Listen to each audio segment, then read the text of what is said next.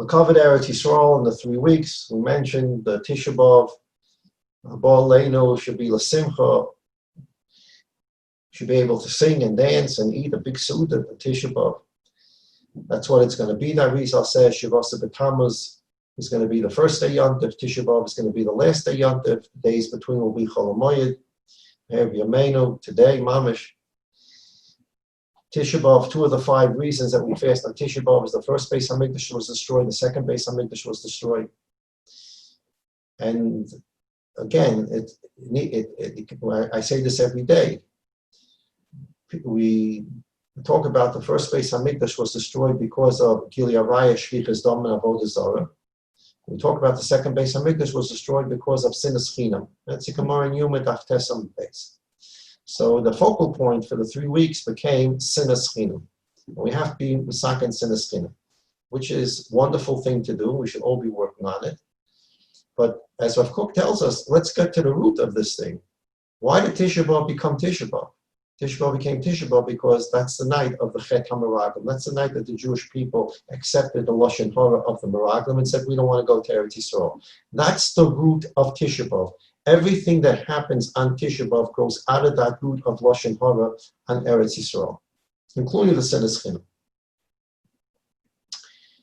So Rav Kook says the tikkun that we should be working on during these 3 weeks, certainly we want to be Masakin Sinas Chinam. We also want to be Masakin Sinas Chinam of Eretz Yisrael. We want to be Masakin the Lashon Hara in Eretz Yisrael. So we're going to take a look today. I hope that it was sent out. I don't know if it got sent out. Sent it out this morning. I don't know if Shmuel is listening. I don't know if Yaakov is listening. Either way, I'll read it to you. It comes from the Sefer Chesed L'Avrom. The Chesed L'Avrom is Rabbi Avrom ben Mordechai Azulai. He was a Sephardi Mekubal. He was born in Fez, Morocco. And in 1599, quite a while ago, in 1599, he made Aliyah and lived in Hebron. And then he left Hebron during a Magefa and went to Aza in 1619. And he lived in Aza, and in Aza he wrote the famous Kabbalah Sefer called Chesed L'Avrom. And Chesed L'Avrom, in the Mayan Shlishi, he writes as follows. He's talking about when Mashiach comes. Oh, thank you, Rabbi and Mrs. Samit, for sharing the file. It's a Chesed L'Avrom. V'chashehiru oisam hanoshim, b'nei kibbutz gol yeshavoyu arza yachat imelech HaMashiach. A whole group of Jews are going to come from Chutz La'aretz to Eretz Yisrael with Mashiach. They were waiting for Mashiach. There are Jews that are waiting for Mashiach to take them to Eretz Yisrael. They're not going before Mashiach comes. When those Jews arrive in Eretz Yisrael with Mashiach, they're going to find a lot of Jews, like me and you, are already in Eretz Yisrael. They're going to find their brothers and sisters who already are in Eretz Yisrael. Nasu Brius Chadashas, who porchim ba'avil olefes loder began Eden, l'ulmei Torah mepi HaKadosh Baruch Hu. They're going to find, whatever this means on a ruchnius level, they're going to find that the Jews that made Aliyah before Mashiach came are on a very high spiritual level, and he gives whatever a mashal, I don't know if he means literally, that the Jews who made Aliyah before Mashiach came, didn't wait for him, they're going to have wings, and they're going to be able to fly up into the heaven, and they're going to be able to fly into Gan Eden. We're talking about Jews alive. There will be Jews alive in Eretz Yisrael.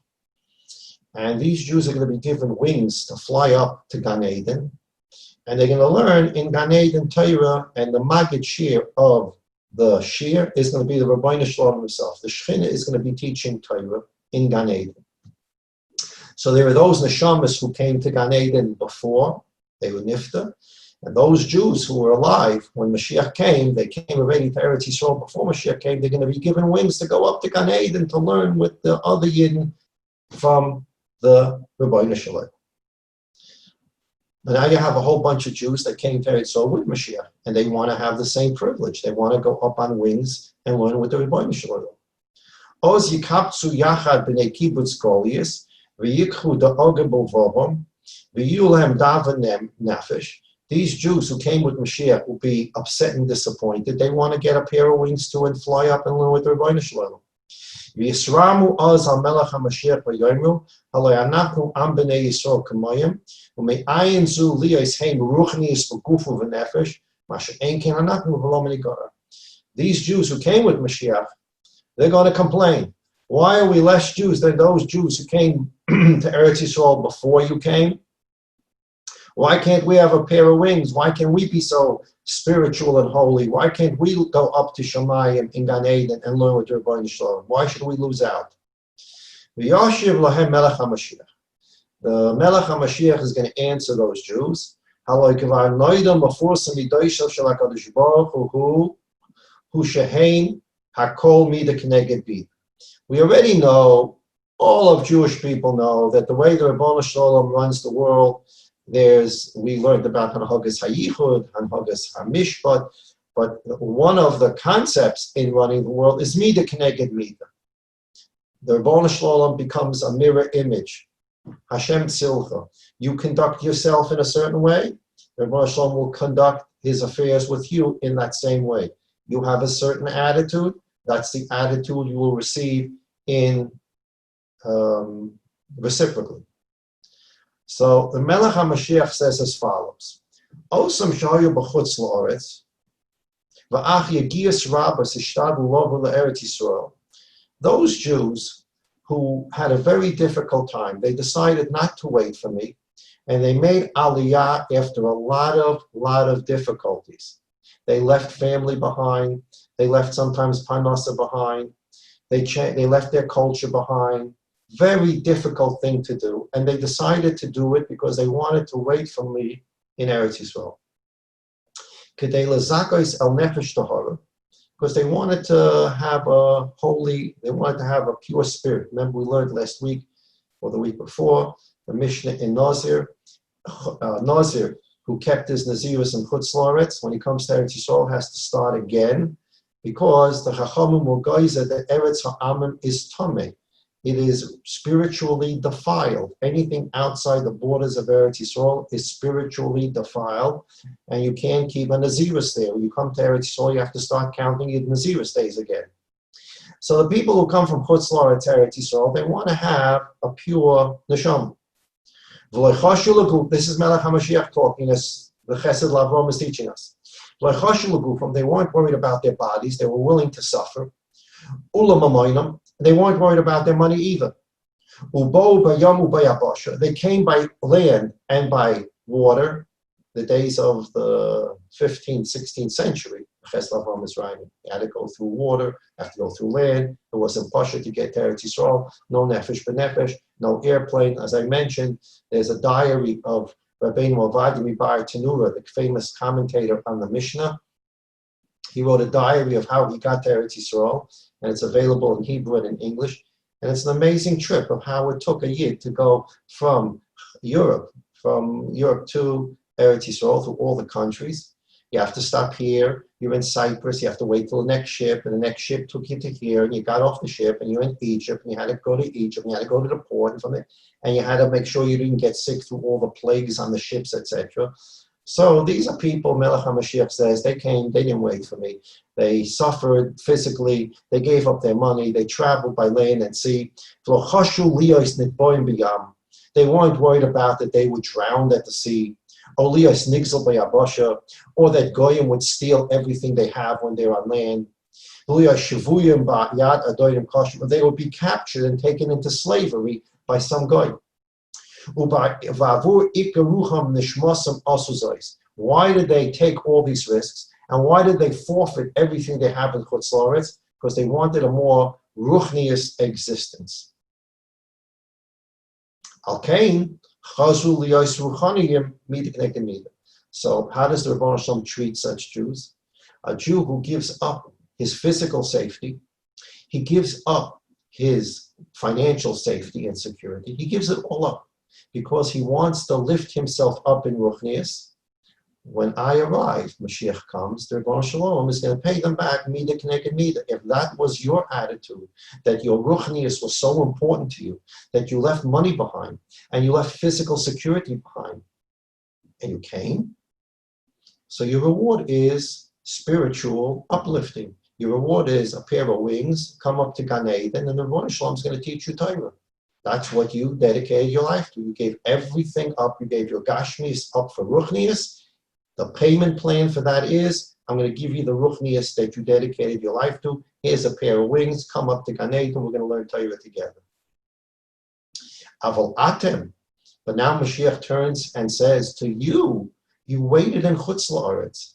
You waited for me to come, and I had to bring you here. You could have come to Eretz Yisrael just like they did. But it's hard. It was hard for them too. They gave up family. They gave up financial security. They put their physical life in danger. We're talking now in the 15th, 16th century, right? Today it's Adarabah. It's physically dangerous to stay in Chutz La'aretz. So I don't even understand what the type is. It's physically dangerous to stay in Chutz La'aretz. But in those years, it was physically dangerous to travel. So Mashiach says, listen, you could have done the same thing. So they say to him, well, we couldn't do the same thing. It's financially dangerous. It's physically risky. How can we do such a thing? So Mashiach says to them, they did it. They left family. They left friends. They left the culture. They left the money. They left the house. And they put their lives in danger to get here. You could have done the same thing. Va'atem nisra shaltem, but you stumbled, because you were too attached to your money.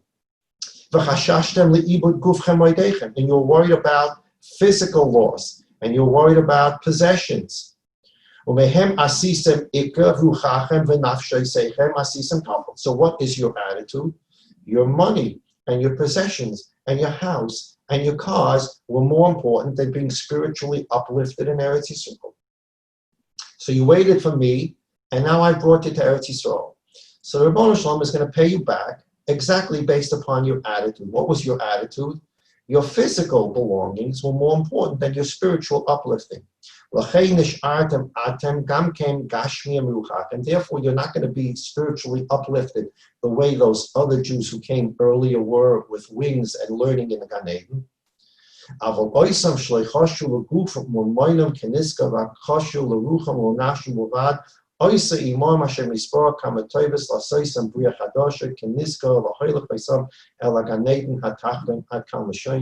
This is not the full quote, this is the partial quote. The Jews who came earlier, they have this course. Their attitude was, I sacrifice some of my physical and some of my financial because the Iker is my Ruchnias. And therefore, when Mashiach comes, the Rebbeinu Shalom says, come upstairs, we're going to learn Torah together. That's your reward because you made your Ruchnias Iker Mida K'neged Mida. Those who couldn't part with their money and their physical safety, etc., etc. And that was more important than risking all of that to come for spiritual uplifting. So when I came, I brought you to Eretz Yisrael. Now you're in Eretz Yisrael, but you can't go up to Gan Eden to learn with the Rebbeinu Shalom, that spiritually uplifting event. The rest of the Chesed Avram, which is not quoted here, says that the Melech HaMashiach is going to take them to the Yam Suf, and at the Yam Suf is going to spit out gold and silver that's accumulated there over the years, including still gold and silver that was left over when the Mitzrayim drowned in the Yam Suf. And all these Jews who waited in Chutz La'aretz because they were so concerned about their physical possessions, the Rebbeinu Shalom is going to meet the K'neged Mida. He'll pay them with physical possessions. Go collect as much more gold and silver as you want now at the Yam Suf. What happens after that, I don't know, but that's the first stage. Melech HaMashiach comes to and brings those who were in Golus here. And at that point, those who are already here go up to Gan Eden with wings of some sort, and they listen to a shiur by the Rebbeinu Shalom in Torah.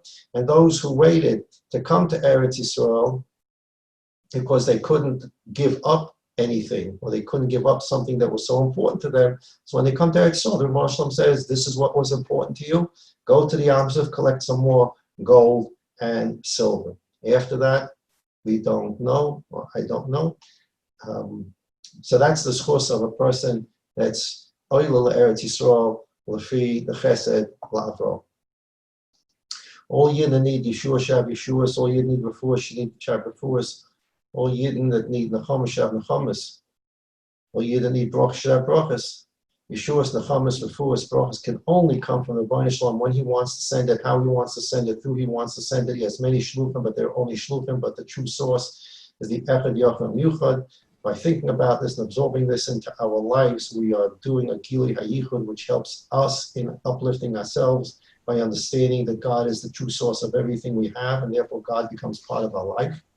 And by being Magali Yichud for us, we're Magali Yichud for the whole community and for the whole world. We do work for the whole world by doing the Gilui HaYichud. We should zeicha that Mashiach should come here of Yameinu, Mamish today. We shouldn't have to fast on Tisha B'Av. We will sasan or simcha. Should be able to go to the Har HaBayis or the Beis Hamikdash in Karbonis. Everybody should keep in mind their health, their safety. Do what you can do, what you can't do, don't do. Go to where you should go, don't go where you don't have to go. Rebbeinu Shalom loves healthy Jews that can continue learning and doing mitzvahs. There are a lot of shilas that are coming up for Tisha B'Av.